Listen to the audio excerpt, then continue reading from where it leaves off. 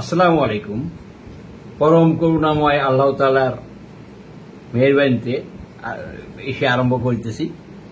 দেখেন, আমরা একটা জিনিস দেখাতে চাচ্ছি আপনাদের, লোড সংক্রান্ত ব্যাপার, ইন্টারলিভ জিনিসটা কেমন এবং কিভাবে কাজ করে সেটাই দেখাতে চাচ্ছি।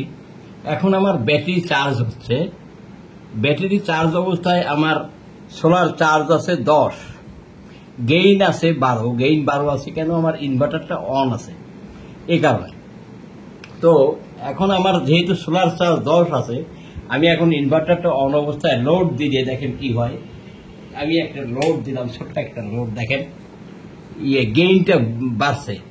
দেখেন সোলার গেইন 15, সোলার চার্জ দেখেন সোলার চার্জ 10ই আছে।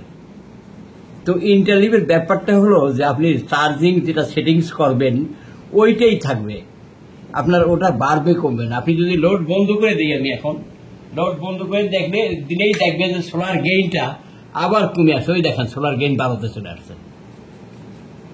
তো এই ব্যাপারটা ডুয়েল আউটপুট ইন্টারলিভ ছাড়া কখনোই সম্ভব না। দুইটা আউটপুট ছাড়া ব্যাটারি চার্জিং নিয়ন্ত্রণ করা সম্ভব না। কেউ যদি আপনাদের এই ব্যাপারটা বোঝায় থাকে, এটা সম্পূর্ণ ভুল, সম্পূর্ণ ভুল। আপনি লোড দিলে ব্যাটারি চার্জিং যা থাকবে তাই থাকবে। যদি লোড বেশি হয়ে যায় সেক্ষেত্রে ব্যাটারি চার্জিং অ্যাম্পিয়ারটা একটু কমবে।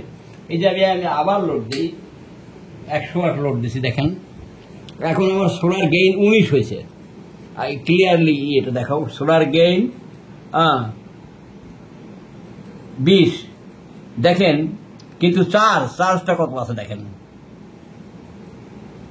চার্জ 10ই আছে।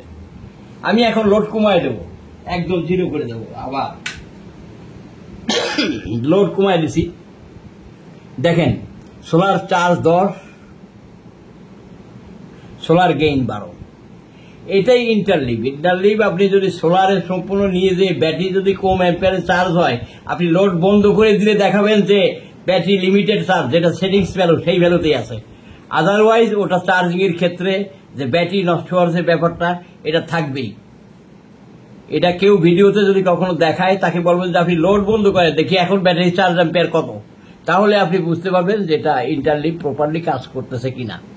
এই ব্যাপারটা আপনাদের মাঝে আমি উপস্থাপন করলাম। আপনারা দেখেন ক্লিয়ারলি যে সোলার গেইন 12, চার্জ 10। এটা লোড দিলে ওই থাকবে। যদি লোড আমার সোলার গেইন থেকে বেশি হয় সেক্ষেত্রে চার্জের মাত্রাটা কমবে। আর যেটুকু, এটা আমাদের ছোট্ট একটা এমপিপিটি, এটা আপনার dual output ইন্টারলিভ single coil 50A। এটাই আপনাদের আমরা দেখালাম, বাকিটা আপনারা বুঝতে পারবেন। ইন্টারলিভ এমপিপিটি ব্যতীত যে কোনো এমপিপিটি আপনার ব্যাটারির ক্ষেত্রে যথেষ্ট ক্ষতির কারণ। এটাই আমার বক্তব্য। আসসালামু আলাইকুম।